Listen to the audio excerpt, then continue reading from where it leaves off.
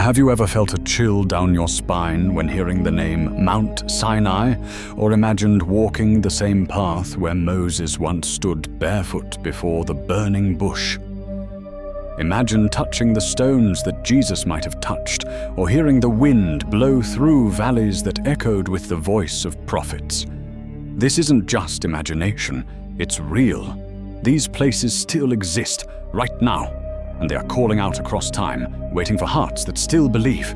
Let me take you on a journey through deserts, hills, and rivers, where heaven met earth, where the divine interrupted the ordinary, where history and faith collided in miraculous ways.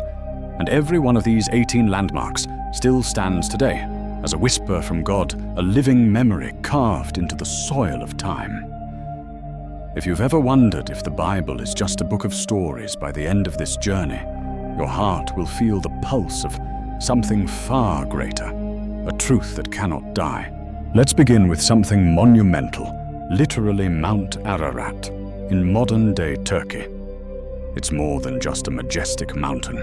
It's believed to be the resting place of Noah's Ark after the Great Flood. Countless explorers, scientists, and faith seekers have risked everything trying to find it.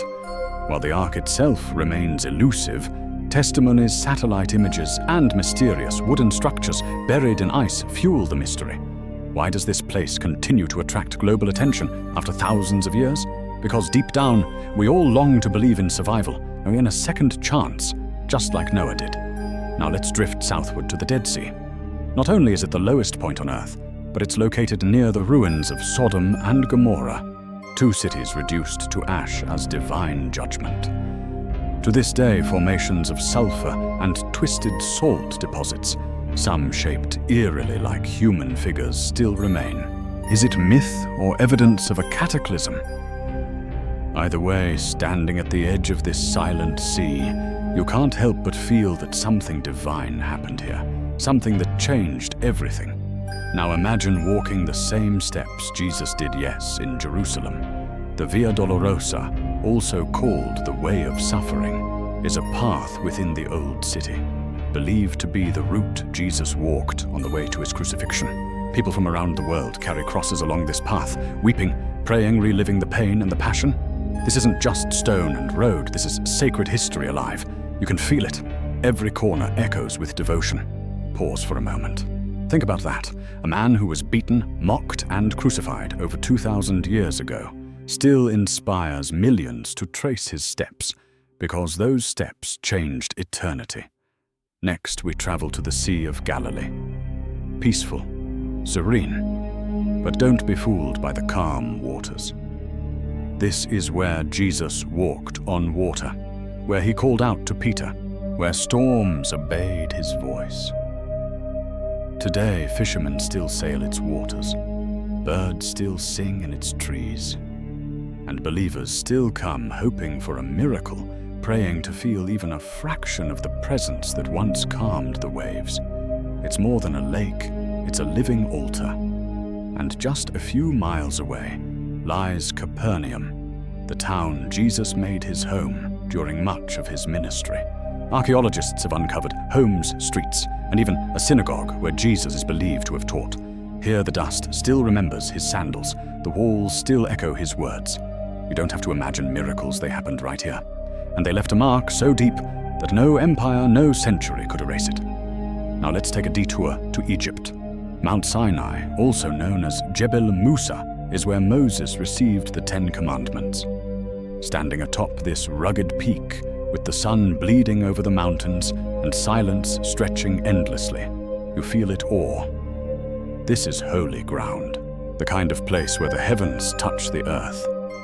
The journey up is not easy, but every step feels like a pilgrimage, every stone a witness. This is where God gave law, identity, purpose to his people. Can you imagine what it must have been like to hear God's voice thunder from fire and cloud? What would you do if you stood in that very spot today? Would your heart burn like Moses, or would you take off your shoes? Moving north, let's visit Jericho, the world's oldest continually inhabited city. The ruins here are a silent song of triumph, for it was here the walls fell after Joshua's army marched and blew their trumpets. Skeptics call it coincidence. Believers call it power. Archaeologists, those also have I found fallen walls, buried layers, and remnants of a city that once defied heaven and lost. It's a reminder that no wall is too strong, no fortress too high, when God is involved. Now deep in the Judean wilderness stands Qumran, the place where the Dead Sea Scrolls were found. Imagine that ancient scrolls over 2,000 years old, perfectly preserved in clay jars hidden in caves. These texts confirm the accuracy of biblical scriptures and reveal how meticulously God's word has been guarded through time. In a world full of doubt, these scrolls are a shout, yes, the Bible is real, accurate, alive. And not far from here is Bethlehem, quiet, humble, a town that once held the King of Kings. The Church of the Nativity marks the spot believed to be Jesus' birthplace. Pilgrims come in tears, kneel, touch the star-shaped stone, and feel the whisper, "Unto us a child is born." This isn't just a birthplace, it's the beginning of hope. What if the greatest love story the world has ever known started not in a palace, but in a manger? What does that say about the way God works in our lives, in our failures, in our most unexpected moments? Like, share and subscribe if your heart was moved, and let me know in the comments, what biblical story or place should I bring to life? Next, we've stood where prophets walked, felt the silence of holy mountains, and touched stones that remember miracles. But this journey through the biblical world is far from over, because more sacred echoes still call us forward, across deserts, ruins, and sacred soil, where heaven once whispered to man. Let's move now to Nazareth, a small village once insignificant, now immortal.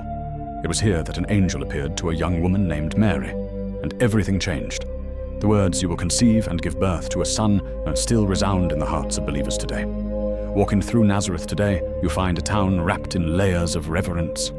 The Basilica of the Annunciation stands tall, serene and silent, guarding the room where that sacred conversation is believed to have happened. Inside, pilgrims weep. Some don't speak. They just feel, because in that quiet room, history began to turn toward salvation. And just down the hill lies Cana. It's not a name many outside faith circles would recognize, but here at a humble wedding, Jesus performed his first public miracle. Water into wine, scarcity into abundance, doubt into faith. Today, couples from all over the world travel here to renew their vows to bless their unions, because Cana isn't just about a party. It's a symbol that even in the most ordinary of places, heaven can break in. Then we head southeast to the Jordan River. Here, the water itself carries memory. It was in these currents that John baptized Jesus, the moment heaven opened and the Spirit descended like a dove. This is where identities were revealed, destinies confirmed. Today, people from every continent come to be baptized here, entering the same waters, hoping for a whisper, a sign, a touch from the divine. They walk in dry and leave dripping with history, faith, and transformation. Imagine stepping into those waters. Would you feel fear or freedom? As we follow the trail of sacred places, we can't skip Hebron. This is where the tomb of the patriarchs lies, believed to be the burial site of Abraham, Isaac, Jacob, Sarah, Rebecca, and Leah. These are not just names, they're the very pillars of faith, obedience, and covenant. Standing there, one can't help but reflect. These men and women lived, struggled, walked with God, and died holding on to promises they never fully saw fulfilled. Yet their faith shaped nations. Isn't that what real belief is, trusting in what we cannot yet see? Next, we journey to Shechem, nestled between two mountains, Gerizim and Ebal. It is a place of covenant and choice. It was here that Joshua stood before the tribes of Israel and declared, "Choose this day whom you will serve." That moment of decision still echoes. Life always comes down to choices. Even now, as you watch this, your heart is being pulled to remember to believe, to choose faith again. Not far from there is Shiloh.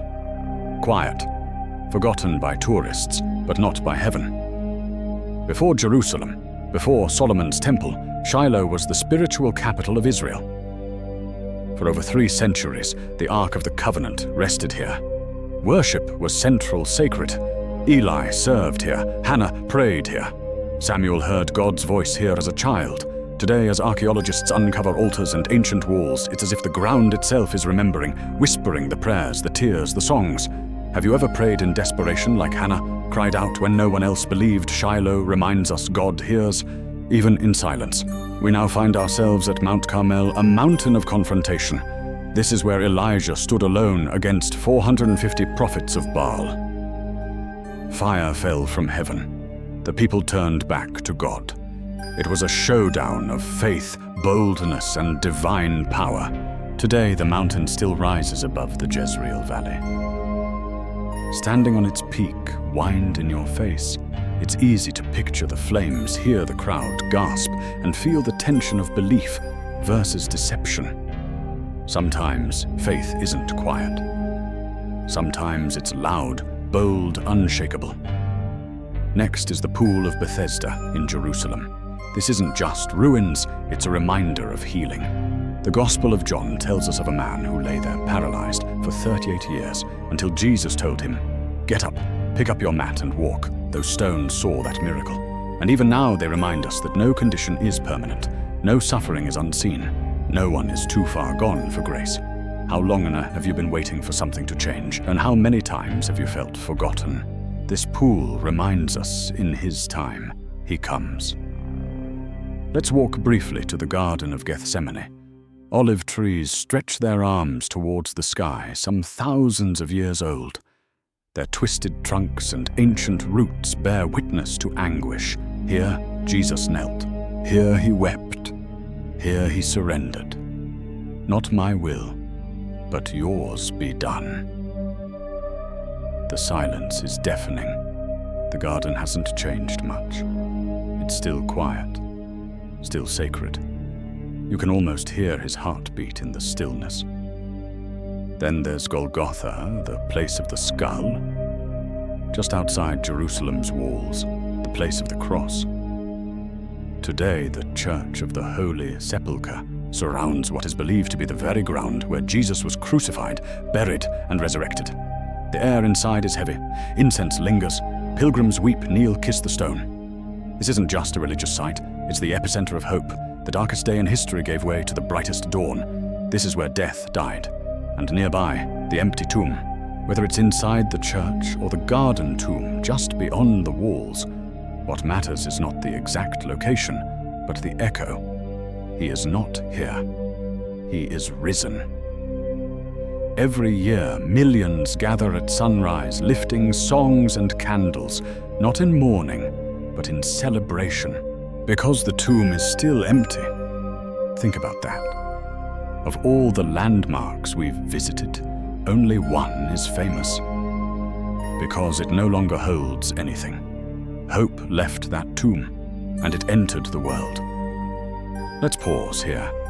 The journey we've walked together has stretched across centuries and continents, yet every place, every ruin, every stone shares one thing they testify.